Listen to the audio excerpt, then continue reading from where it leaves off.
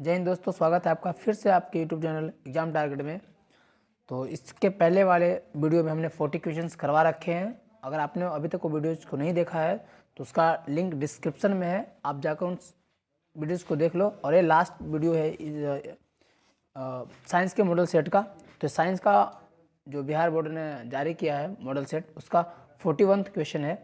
तो आज हम बिना किसी देरी के बढ़ते हैं और चैनल को सब्सक्राइब कर दीजिएगा अगर आपने अभी तक चैनल को सब्सक्राइब नहीं किया है तो, और बेल आइकन को प्रेस कर दे दीजिए ताकि अगर हम आगे भी वीडियो लेकर आएँ मॉडल सेट्स का तो उनका भी नोटिफिकेशन आप तक सबसे पहले पहुँचे। तो चलिए बिना किसी देरी के स्टार्ट करते हैं। तो 41 क्वेश्चन कह रहा है, संविधान का 74वां संविधान संशोधन संबंधित है, यानी 74वां संविधान जो संशोधन हुआ था वो किससे संबंधित था? पंचायती राज व्यवस्था से, नगरीय शासन व्यवस्था से, राज्य स्तरीय शासन व्यवस्था से, राष्ट्रीय स्तरीय शासन व्यवस्था से। तो 41 का जो ऑप्शन दिख रहा है बी, नगरीय शासन व्यवस्था से, उससे संबंधित था, यानी ऑप्शन बी से। बढ़ते हैं नेक्स्ट क्वेश्चन की ओर। बिहार में एक नगर निगम में कितने अधिकतम वार्ड हो सकते हैं? तो बिहार में एक नगर निगम में अधिकतम से अधिकतम आपके 75 वार्ड हो सकते हैं, यानी ऑप्शन डी। ठीक है, बढ़ते हैं नेक्स्ट क्वेश्चन की ओर। चिपको आंदोलन संबंधित है, चिपको आंदोलन किससे संबंधित? मेधा पाटकर से, लाला लाजपत राय से, सुंदरलाल बहुगुणा से, या अमृता देवी से? देखिए आंदोलन जो थे, नेतृत्वकर्ता पूछ रहे हैं किसने नेतृत्व किया था चिपको आंदोलन का। तो चिपको आंदोलन आपको पता है कि वन संरक्षण यानी वनों के काटने से बचाने के लिए चिपको आंदोलन को चलाया गया था, और इसके नेतृत्वकर्ता जो थे वो सुंदरलाल बहुगुणा थे। ठीक है, तो ये है ऑप्शन सी, ऑप्शन इसका जो है सी, सुंदरलाल बहुगुणा। नेपाल में सर्वदलीय गठबंधन क्यों किया गया है? तो लोकतंत्र की स्थापना हेतु, राजतंत्र की स्थापना हेतु, कुलीन तंत्र की स्थापना हेतु, या साम्यवाद की स्थापना हेतु?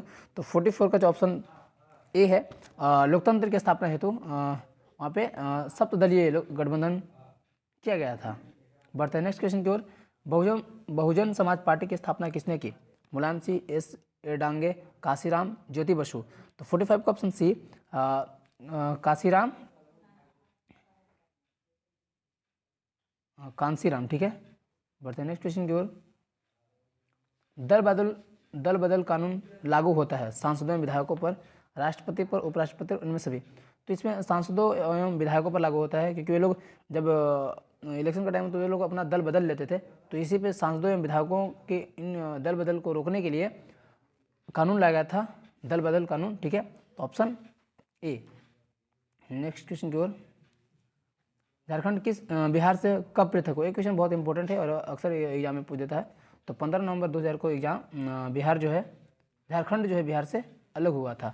और 2000 में तीन स्टेट्स अलग हुए थे, उनका नाम एक तो यहाँ पे है और दो स्टेट्स और अलग हुए थे, तो आप उनका नाम कमेंट बॉक्स में लिख कर बताइएगा। ठीक है, इनमें से कौन संघीय प्रणाली की विशेषता नहीं है? संघीय प्रणाली कहने का मतलब कि एक फेडरल सिस्टम, तो लिखित संविधान होता है, इकहरी शासन व्यवस्था नहीं होता, इकहरी शासन व्यवस्था नहीं होता है, ऑप्शन बी।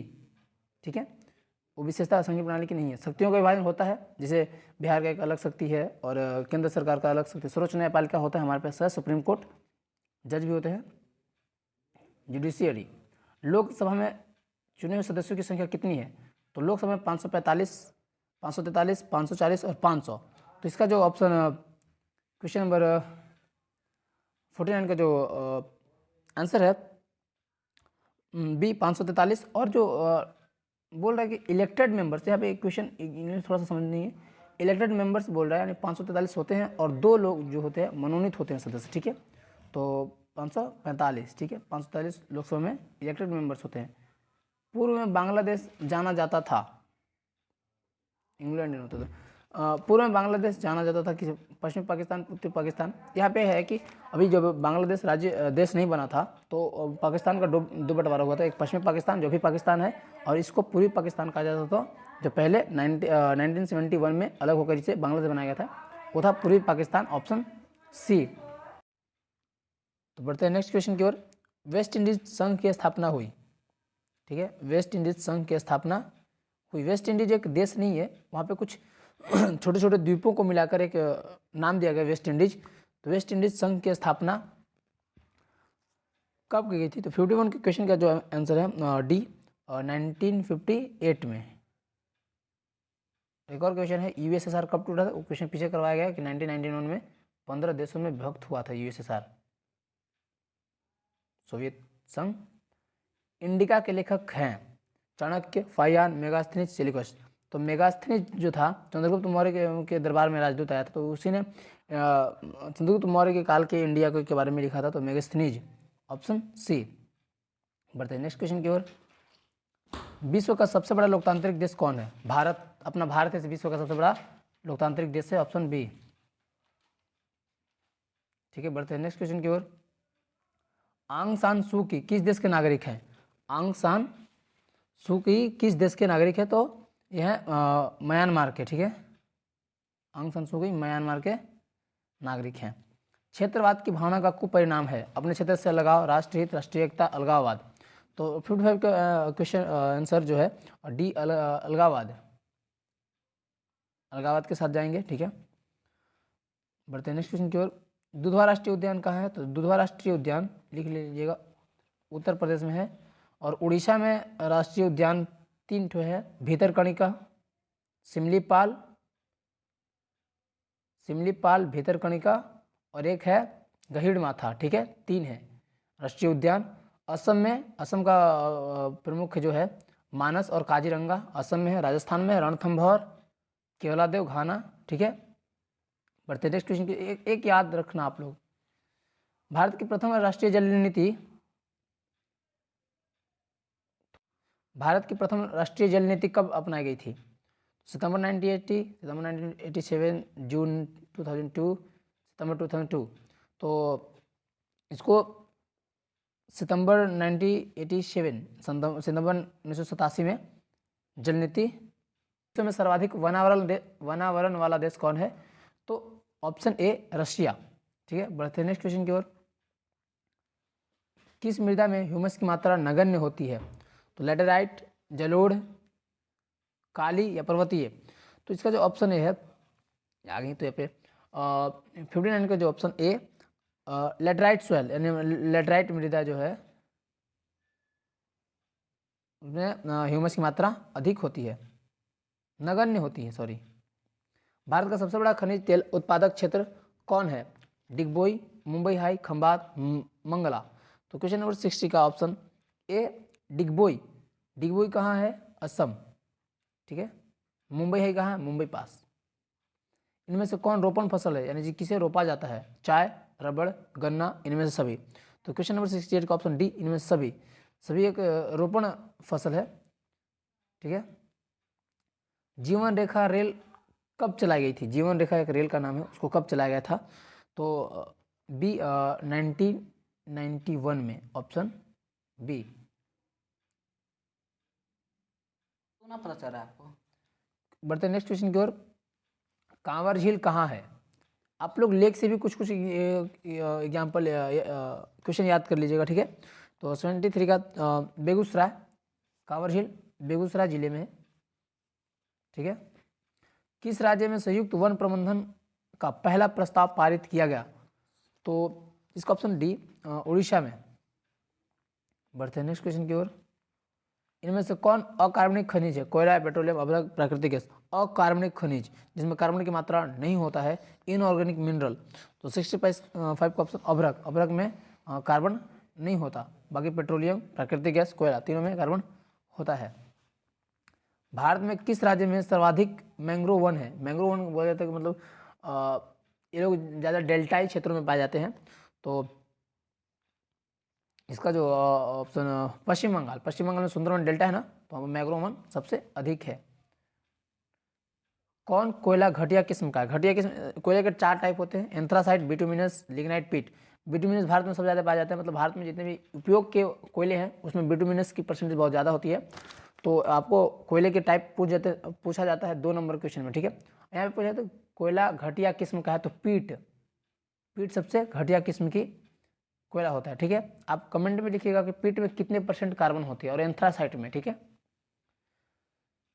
भारत में चाय की कृषि कहाँ शुरू हुई थी? सिक्किम, तमिलनाडु, असम, केरल। तो चाय की कृषि जो भारत में स्टार्ट हुई थी, तो असम से चाय की कृषि स्टार्ट की गई है। ठीक है,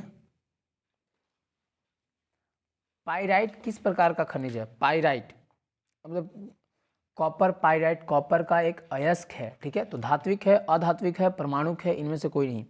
तो ऑप्शन ए एक धात्विक है, क्योंकि कॉपर एक धातु है, ठीक है ना, क्योंकि इससे कॉपर धातु निष्कासित होता है। भारत का पहला परमाणु शक्ति संयंत्र कौन है? तारापुर, कल्पक्कम, नरौरा, कैगा। तो आप इसके बारे में थोड़ा सा हिस्ट्री में जाओगे ना तो इसका मस्त एक्सप्लेनेशन किया गया है खान सर के द्वारा कि पहला परमाणु संयंत्र जो भारत में लगा था तारापुर में, कैसे लगा था, ठीक है। तो इसका जो ऑप्शन ए है तारापुर। पढ़ने का तरीका कहीं से पढ़ो, कहीं से नॉलेज मिले, ठीक है। बढ़ते नेक्स्ट क्वेश्चन की ओर। कोडरमा का संबंध किस खनिज से है? अभ्रक, तांबा, सोना, लौह अयस्क। तो कोडरमा का संबंध अभ्रक से है, कोडरमा से अभ्रक, ठीक है। किस देश ने ओपेक OPEC की सदस्य त्याग दी है? मतलब वर्तमान में किसी ने ओपेक की सदस्य त्यागी है, तो है कतर, ठीक है। वहाँ पे एक सऊदी अरबिया के पास एक देश है कतर, ठीक है। वहीं पे ईरान भी, इराक भी है सऊदी अरब के बगल में, ठीक है। इनमें कौन जूट का अग्रणी उत्पादक है? अग्रणी जूट का सबसे ज़्यादा उत्पादन कौन करता है? तो 23 का भारत में है, ठीक है। तो क्वेश्चन ए भारत के पश्चिम बंगाल में होता है जूट सबसे अधिक, ठीक है। अभी तो बांग्लादेश भी सबसे आगे है, बांग्लादेश में भी जूट के उत्पादन बहुत अधिक होता है, लेकिन जब विभाजन हुआ तो उस समय सबसे ज़्यादा पश्चिम बंगाल में चले जाते थे, तो अभी उसकी स्थिति थोड़ी खराब हुई थी। आसवन बांध किस नदी से संबंधित है? आसवन बांध किस नदी पे बनाया गया है? गंगा, ब्रह्मपुत्र, नील, अमेजन। तो 74 का ऑप्शन सी नील नदी पे आसवन बांध है, ठीक है। नील नदी, व्हाइट नील, ब्लू नील, दो नील नदी से बना हुआ है। वह कहाँ पे है? साउथ अफ्रीका, ठीक है। बढ़ते हैं नेक्स्ट। इनमें कौन प्राकृतिक आपदा नहीं है? सुनामी, बाढ़, भूकंप, आतंकवाद। ठीक है, जो 75 का ऑप्शन डी है, आतंकवाद एक प्राकृतिक आपदा नहीं है, और बाकी तो प्राकृतिक आपदा है जिसको हम चाह के रोक नहीं सकते हैं, बस बचने के उपाय कर सकते हैं। तो क्वेश्चन आता है कि सुनामी से बचने के क्या क्या उपाय हैं? सुनामी से कैसे बच सकते? बाढ़ को रोकने के उपाय, बाढ़ से बचने के उपाय, ठीक है। भूकंप में क्या उपाय होते हैं बचने के, ठीक है। बढ़ते नेक्स्ट क्वेश्चन। भूकंप, विनाशकारी भूकंप से बिहार किस वर्ष प्रभावित हुआ था? तो 1934 का जो भूकंप आया था बिहार में सबसे ज़्यादा विनाशकारी सिद्ध हुआ था। तो 76 का जो ऑप्शन डी है 1934 का, ठीक है, भूकंप सबसे ज़्यादा। बाढ़ के समय कौन सा स्थान सुरक्षित है? अब ये तो बच्चा जानेगा कि बाढ़ आएगा तो सबसे ऊंची भूमि पे ही जाएंगे, यानी हाई ग्राउंड पे, ऑप्शन ए, ठीक है। भूस्खलन से अभिप्राय है? भूस्खलन से क्या अभिप्राय है? मलबों का खिसकना, चट्टानों का गिरना, चट्टानों का खिसकना, इन सभी को ही भूस्खलन बोला जाता है। लैंडस्लाइड, पर्वतीय क्षेत्रों में लैंडस्लाइड का खतरा बहुत ज़्यादा होता है। सबसे ज़्यादा सुना होगा कि उत्तराखंड में लैंडस्लाइड होता है बहुत अधिक, क्योंकि वहाँ पर्वतीय क्षेत्र बहुत अधिक है। तो इसका जो ऑप्शन डी है इनमें से सभी। आकस्मिक प्रबंधन का प्रमुख घटक है? स्थानीय प्रशासन, स्वयंसेवी संगठन, स्थानीय लोग, इनमें से सभी। तो आकस्मिक प्रबंधन का प्रमुख जो घटक है तो वो है सभी, स्थानीय प्रशासन, स्वयंसेवी संगठन, स्थानीय लोग, ऑप्शन डी। भूकंप संभावित क्षेत्रों में भवनों की आकृति कैसी होनी चाहिए? तो भूकंप क्षेत्रों में ना इसकी आकृति जो है आयताकार होनी चाहिए, तो ऑप्शन डी है यहाँ पे, आयताकार, ठीक है। आज के लिए बस इतना ही, और ये हो गया है SST का पूरा ख़त्म। 3 वीडियोज है जिसमें लास्ट वीडियोज था, और 2 वीडियोज का लिंक जो है डिस्क्रिप्शन में दे दिया गया है। तो अब बाकी जो बचे हैं ये तो शॉर्ट आंसर टाइप क्वेश्चंस हैं, तो उनका भी हम लेकर आएंगे और क्वेश्चंस को करवाएंगे, और ये बहुत इंपॉर्टेंट क्वेश्चंस होंगे। शीत युद्ध ही सब है, बहुत मस्ट इंपॉर्टेंट क्वेश्चन है। आपको अगर मान लो कि शीत युद्ध नहीं आता एग्जाम में, जरूरी नहीं कि एग्जाम में आए, लेकिन इंपॉर्टेंट है कि आप उससे रिलेटेड क्वेश्चन को जान लो, ताकि अगर एग्जाम में उससे रिलेटेड कोई भी क्वेश्चन आए तो हम छोड़ के ना आएंगे। बस मतलब हमको 90+ तो मार के ही आना है एग्जाम में, ठीक है।